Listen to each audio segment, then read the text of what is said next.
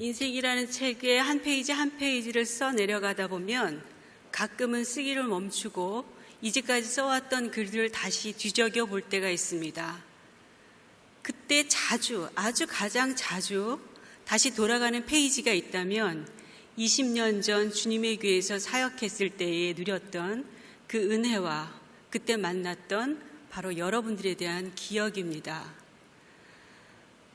목회지를 이제 나서려는 학생들과 또한 이제 교사가 될 학생들에게 이제 앞으로 나가서 어떻게 사역할 것인지를 이야기할 때 그때에도 항상 이야기를 하는 것이 20년 전에 있었던 사역의 이야기들입니다.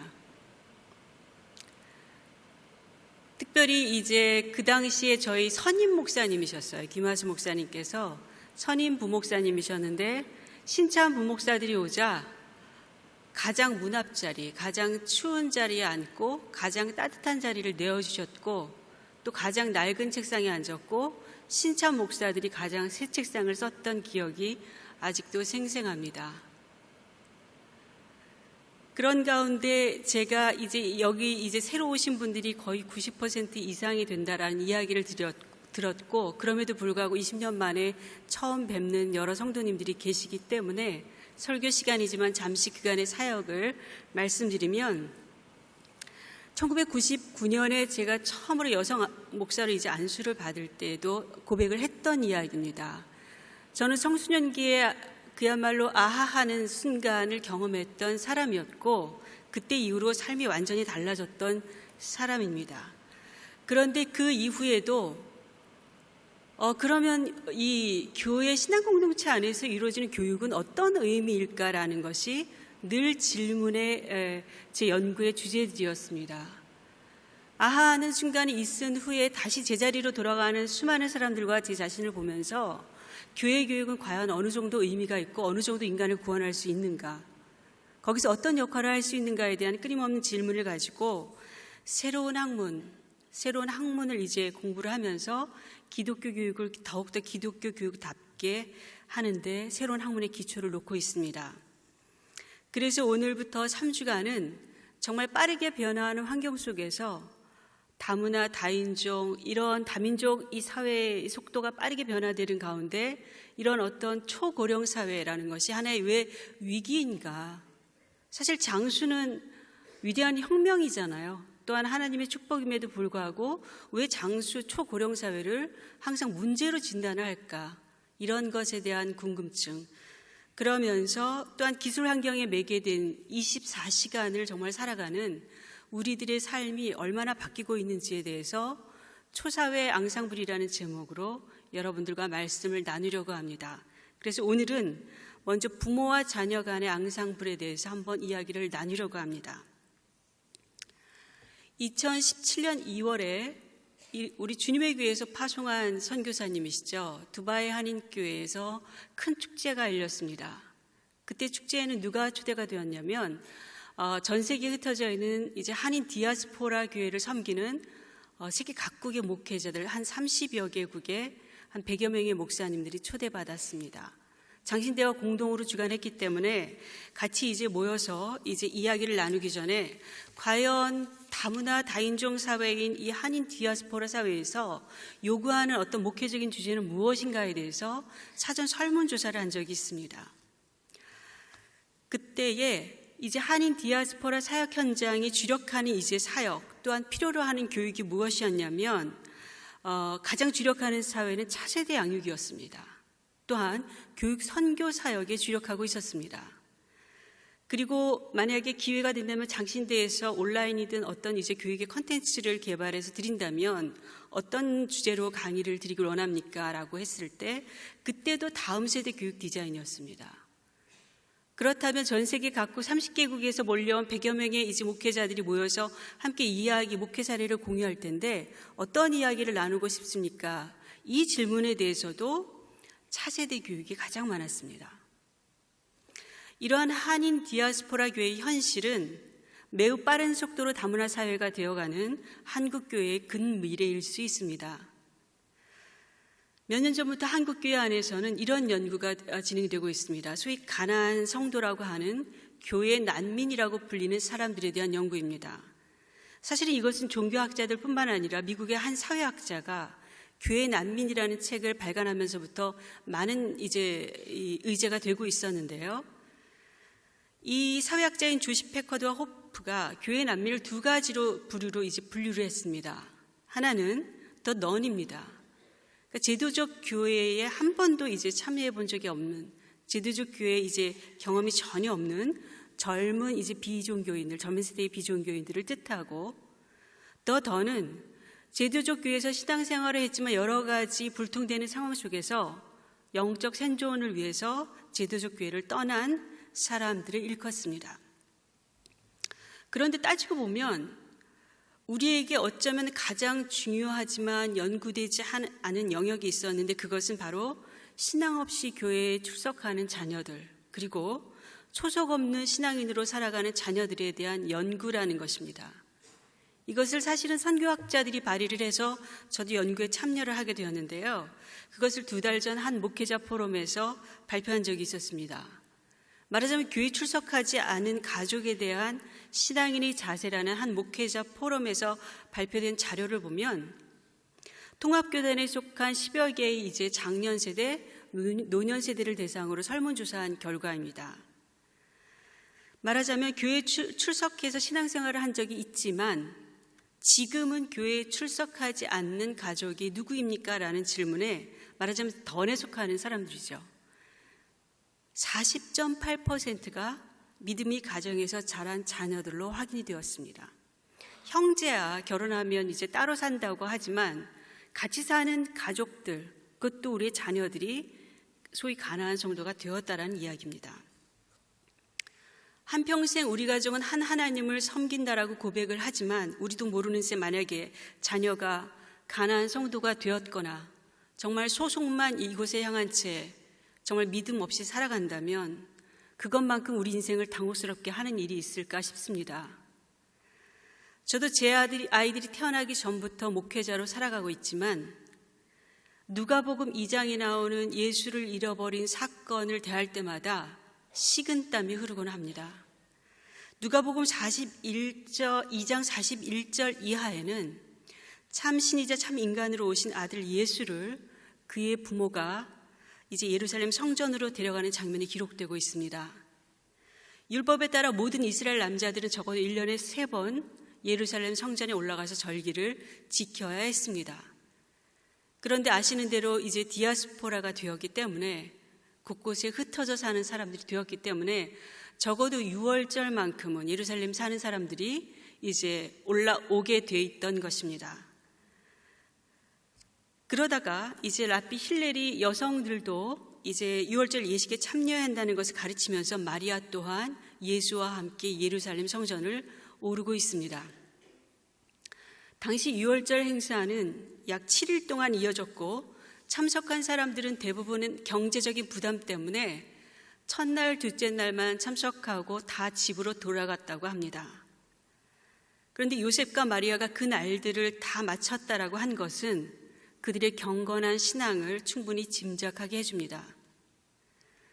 그렇다면 우리의 실상은 어떠한지 제가 설교를 준비하기 전에 주님의 교회 교회학교에 소속된 자녀들과 그들의 부모님들 그리고 교사들을 대상으로 설문조사를 했습니다. 아동과 청소년 총합해서 514명이 참여했고 부모님은 118명 그리고 교사는 155명이 조사에 참여했습니다. 지금까지 제가 셀 수 없이 많은 교회에 교회학교를 컨설팅하고 들어가서 교회 교육을 하곤 했는데요. 자녀들의 설문조사 참여율을 100으로 놓고 본다면 부모와 교사의 참여율을 계산해 보면 부모는 최저 약 30에서 최고 60%까지 설문조사에 참여를 합니다. 교사는 약 27%에서 49%인데 안타깝게도 자녀 참여율 대비 부모 참여율이 현저히 낮은 편입니다. 그럼에도 불구하고 이 설문에 참여한 부모님들의 고백들은 굉장히 우리가 유의하게 볼 필요가 있습니다. 설문에 참여한 부모님들의 신앙생활 기간은 약 30년 이상이기 때문에 한 60% 정도가 30년 이상 그러니까 아이들이 어리다고 생각하면 모태신앙이 제법 많은 축에 속합니다. 그럼 부모님들이 교회에서 신앙생활을 어떻게 하고 계시나요? 어느 정도 참여하고 계시나요?를 여쭈었을 때 주일 예배 외에는 참여율이 높은 편은 아닙니다. 그리고 봉사보다 교제, 그러니까 친교하는 것이 더 낮은 건 다음 주에 말씀드릴 문화적인 상황과 관련이 된다라고 생각합니다.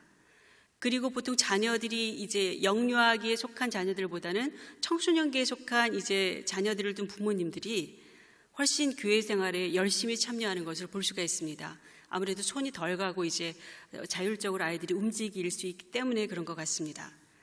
그렇다면 가정에서 자녀들을 위해서 어떤 신앙교육을 어떻게 하고 있습니까? 라는 조사를 했습니다. 그랬을 때 일관된 기준을 가지고 주일을 성수한다는 답변과 아이의 성적 향상만큼이나 신앙 성숙을 중요하게 여긴다라고 대답해 주셨습니다.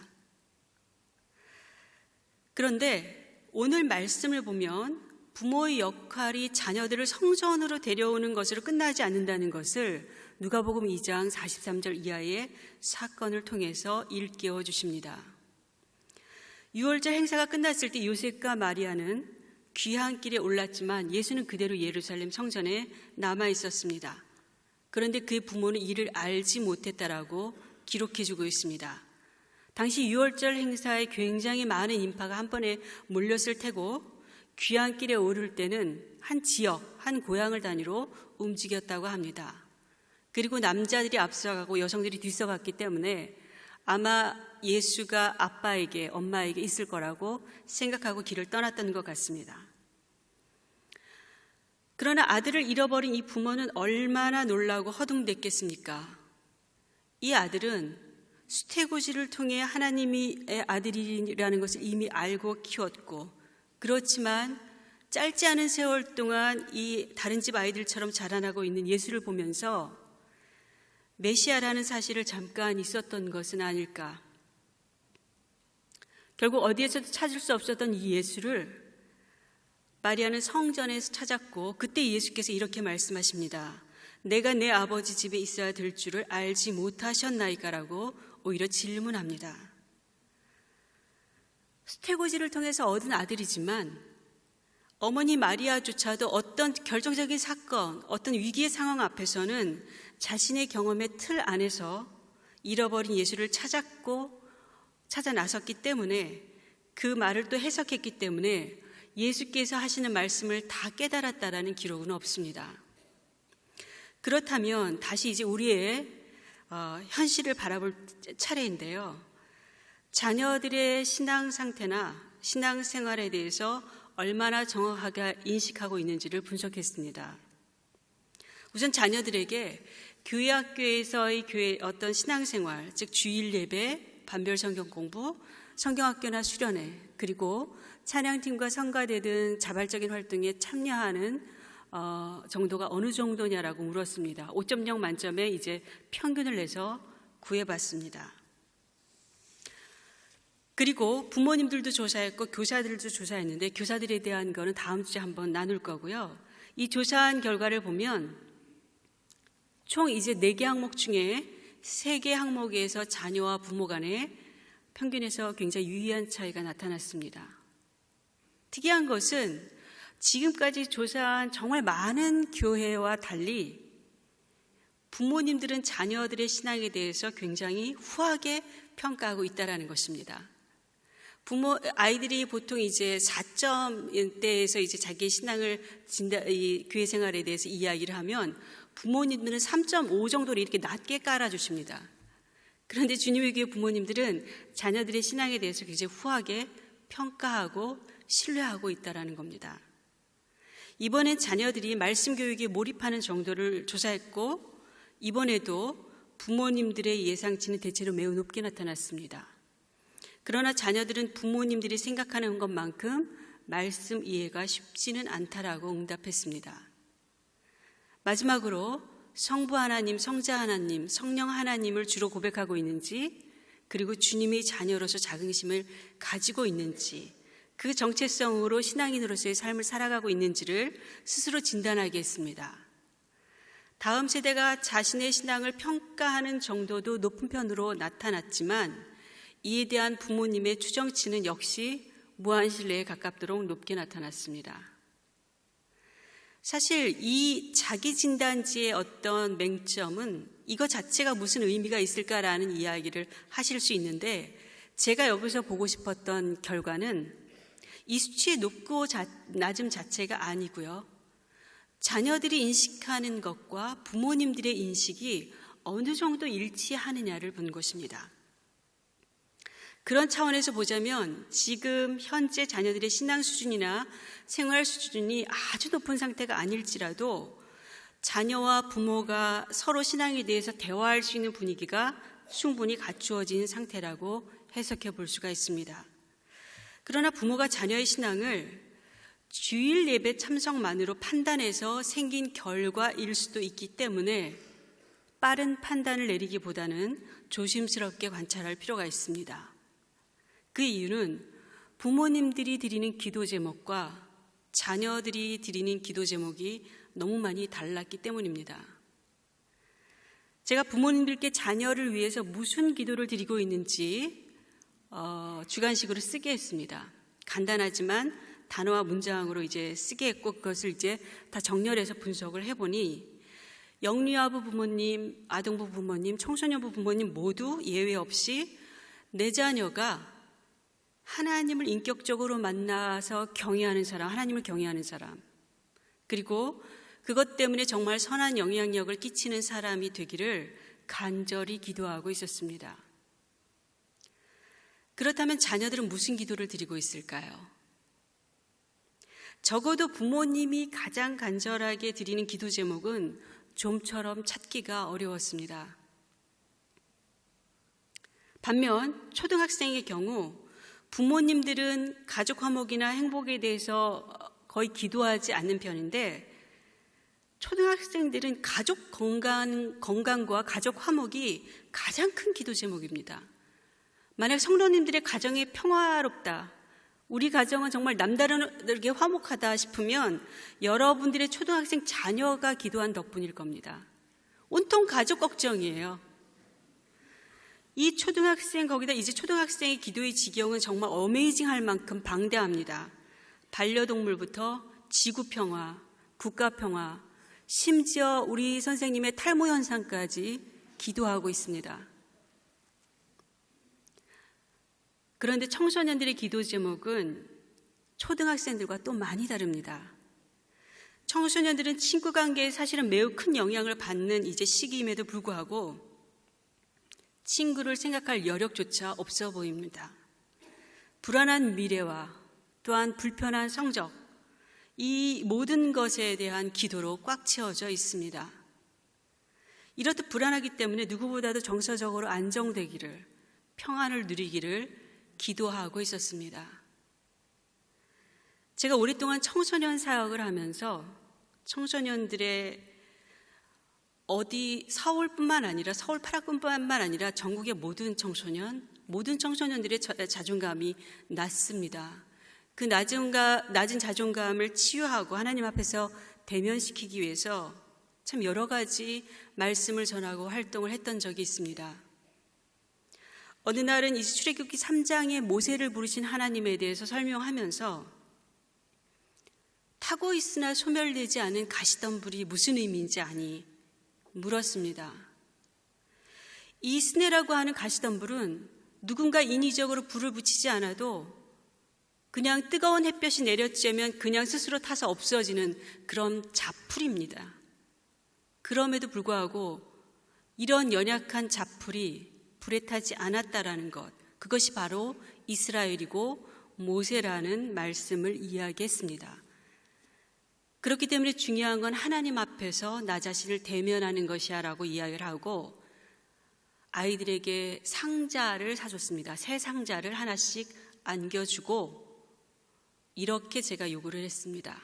상자를 이제 닫을 건데 상자 밖에는 다른 사람에게 보여주는 너의 모습을 그려봐라라고 했습니다. 그리고 상자 안쪽에 누구도 박스를 열지 않을 건데 상자 안쪽에는 내 자신이 생각하는 진짜 너의 모습, 하나님만 알고 있는 진짜 너의 모습을 그려보라고 했습니다.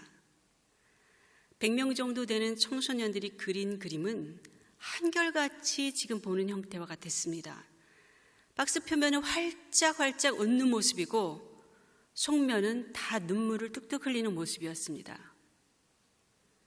같지만 또 다른 형태는 다른 사람이 보는 내 모습은 자신감 넘치거나 칼을 들고 있는 거친 모습이지만 감추어진 진짜 내 모습은 덜덜 떨고 있거나 깨지기 쉬운 너무 연약한 모습이라는 고백입니다. 내용은 달라도 모두 정반대의 자신이라는 점에서 공통적입니다.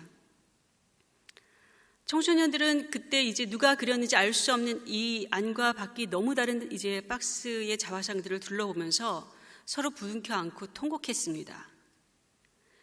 세상의 중심이 온통 자기이기 때문에 나만 그런 줄 알았는데 모두가 낮은 자존감을 가지고 살아가는 자기 친구들을 보면서 그제서야 부둥켜 안을 생각이 들었던 겁니다. 그리고 나니 서로를 긍휼히 여기고 서로를 끌어안는 공동체로 어느 날 갑자기 변했던 사건들이 있습니다. 사랑하는 성도님, 이 자녀들이 바로 우리의 자녀들이라면 부모로서 우리는 무엇을 해야 합니까? 누가복음 2장 51절을 보면 내가 내 아버지 집에 있어야 될 줄 알지 못하셨나이까 라는 예수의 답변에 어머니 마리아는 이 모든 말을 마음에 두었다라고 기록해주고 있습니다. 저는 이 말씀을 읽을 때마다 마치 말줄임표가 생략되어 있는 이 어머니 마리아는 대체 아들을 위해서 그 다음에 무엇을 했을까 찾아보지 않을 수가 없습니다. 그에 대한 단서가 드러나는 것이 오늘 우리가 함께 읽은 요한복음 2장입니다. 갈릴리 가나에서 열린 혼인잔치는 누구의 혼인식인지조차 소개되지 않았고 혼인잔치를 돕고 있는 사람들과 초대받은 사람들을 오히려 클로즈업하고 있습니다. 당시 혼인잔치는 요즘과 달리 여러 날 동안 베풀어졌기 때문에 잔치가 끝나지도 않았는데도 포도주가 떨어지는 이해할 수 없는 사건들이 발생합니다. 이때 마리아는 포도주가 떨어졌다는 사실을 혼주나 이 연회를 담당하는 책임자가 아닌 이제 막 공생애를 시작하신 예수께 그 사실을 알립니다. 그러자 예수께서 여자여 귀나이라고 부릅니다. 왕후를 부를 때 사용하는 존칭어로 어머니를 부르고 하나님의 때를 기다리게 합니다. 이러한 예수의 대답을 이해한 듯 마리아는 일꾼들을 불러서 예수께서 시키든지 무엇을 시키든지 그대로 하라고 일러줍니다. 결코 서두르거나 조급해하지 않았습니다. 이어지는 상황을 보면 예수께서 일꾼들에게 돌 항아리 6에 물을 가득 채우게 하고 일꾼들은 그의 요청대로 합니다. 그리고 나서 이것을 물을 퍼서 잔치 맡은 이에게 갖다 주라고 하자 다시 일꾼들이 그의 요청대로 그 물을 갖다 줍니다. 그러는 새 물이 포도주로 변해 있었습니다. 우리 시선은 아쉽게도 물이 포도주로 변한 곳에 고정될 때가 많지만 더 중요한 것은 이 기적을 일으킨 목적입니다. 바꿔 말하면 이 기적은 누구를 위한 것이었을까를 자세히 관찰할 필요가 있습니다. 표면적으로 보면 처음보다 더 맛있는 포도주를 맛본 사람들이나 혼주일 수 있습니다. 조금 더 살펴보면 손님의 요청에 따라 돌 항아리에 물을 붓고 그 물을 가져다 주는 동안 놀라운 기적을 본 일꾼들일 수도 있습니다. 사실 하인들은 혼주나 연회 책임자도 아닌 마리아나 예수의 청을 들어줄 이유가 없지요. 그러나 누군가의 요청을 거절하지 않았고 또 성실히 이 들어주는 동안 물이 포도주가 되는 기적을 가장 가까이서 목격하는 사람들이 됩니다. 우리 또한 신앙생활을 하다 보면 내게 아무런 유익이 없는 것 같지만 누군가를 위해서 수고를 자청하거나 누군가의 부탁을 들어줘야 될 상황이 얼마나 많습니까? 그러다가 정말 예기치 않은 기쁨을 누리는 사람들이 오늘 우리들 아닙니까? 그러나 자녀들을 성전으로 이끌어 주어야 할 부모들이 누려야 할 기쁨은 이 정도의 차원을 넘어선다라는 것입니다. 요한복음 2장에 기록된 이 가나의 기적을 자세히 들여다보지 않으면 앞과 뒤의 내용이 전혀 동떨어진 본문처럼 이제 느껴지지만 이 기적에 대해 마지막으로 설명해 주는 11절은 다음과 같습니다. 이 말씀을 한 목소리로 읽어보겠습니다. 예수께서 이 첫 표적을 갈릴리 가나에서 행하여 그의 영광을 나타나심에 제자들이 그를 믿으니라. 지금 오늘 읽은 말씀의 바로 앞장인 요한복음 1장은 태초에 말씀이 계시니라는 온 우주의 시작에서부터 시작해서 드디어 공생애를 시작하신 예수께서 제자들을 부르시는 장면으로 맞춰집니다. 이어지는 2장의 첫 번째 사건, 그것이 이제 포도주 이 기적 사건인데, 이 기적은 바로 이제 막 제자로 부름받은 사람들을 위한 특별한 사건이었다는 것입니다. 우리와 성정이 비슷한 제자들이 예수님이 하나님의 아들이심을 확신하고 따라 나섰습니까? 이분이 400년 전부터 예고편으로만 들려주던 그 메시아인가? 그 메시아이지 않을까? 나름대로 기대를 가지고 따라 나선 것일 뿐입니다. 그래서 두고 온 가족이나 그물이 생각날 때마다 돌아갔던 이들이 바로 제자들입니다.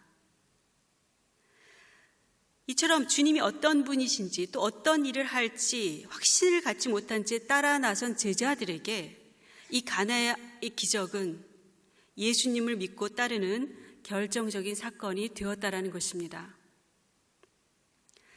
누가복음에 기록된 이 예수를 잃어버린 사건과 요한복음에 기록된 예수의 첫 번째 기적은 자녀들의 성숙해가는 과정에서 이 신앙의 성숙이라는 것이 우리의 생각과는 다를 수 있다는 것을 우리에게 보여줍니다. 그리고 신앙이라는 것이 한순간의 도약이나 예상대로 전진만 하는 여정이 아니라는 것을 유추하게 해줍니다. 우리가 신실하게 살아가도 우리의 자녀들을 잃어버리는 험난한 여정을 우리는 마주할 수 있습니다. 그리고 우리가 간절히 기도해도 그 기도한 대로 우리의 자녀가 성숙하지 않을 수도 있음을 미리 보여주기 하듯 합니다. 그럼에도 불구하고 사랑하는 성도님, 수많은 날들을 기도로 채워도 우리의 자녀를 우리 힘으로 지켜낼 수 없지만 부모된 우리가 우리의 경험의 틀 안에서 근심하고 실망하면 자녀들을 돌이킬 수 없는 가난한 성도요, 또한 신앙 없는 종교인으로 전락시킬 수 있습니다. 무엇보다도 우리 자녀를 주님의 제자로 빚어가시는 하나님을 신뢰하며 그들의 이야기를 마음으로 경청하는 부모로 살아가기를 간절히 기도합니다. 그러할 때 자녀들이 정말 하나님으로 서가야 할 온전히 서가야 할 그 결정적인 순간을 중재하는 생명의 사람들로 살아가기를 간절히 소원합니다. 함께 기도하시겠습니다. 선한 목자 되신 하나님, 교회 안팎에서 점차 이방인이 되어가는 다음 세대를 신앙 공동체로 이끌어주기 위해 부모된 우리가 어떻게 살아가야 할지를 일깨워주니 감사드립니다. 비록 우리는 나 자신의 문제에 함몰된 채 일용할 양식을 고민하기에도 하루가 부족한 연약한 사람들이지만 다음 세대를 양육하는 여정 속에서 나를 양육하시는 주님의 말할 수 없는 은혜를 경험하도록 도와주시옵소서. 바라옵기는 말씀으로 양육해야 할 주의 자녀들을 우리의 경험의 틀 안에서 기대하다가 잃어버리지 않게 하시고 주님께서 나를 인내하시고 가르치시듯 그들의 말을 마음으로 경청하고 기다리며 끝까지 신뢰하는 부모로 살아갈 수 있도록 도와주시옵소서. 하여 자녀들이 하나님의 사람으로 온전히 서가야 할 그 결정적인 순간을 중재하는 생명의 사람들이 될 수 있도록 도와주시옵소서. 우리를 양육하시는 예수 그리스도의 이름으로 간절히 기도드립니다. 아멘. 함께 일어나